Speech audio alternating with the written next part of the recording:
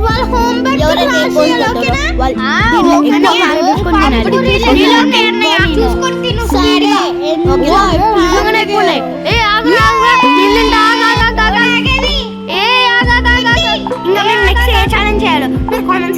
చెప్పండి మేము దానికి రిప్లై ఇచ్చి మేము అది చేస్తాం ఓకేనా అమ్మ నోట్లో పెట్ట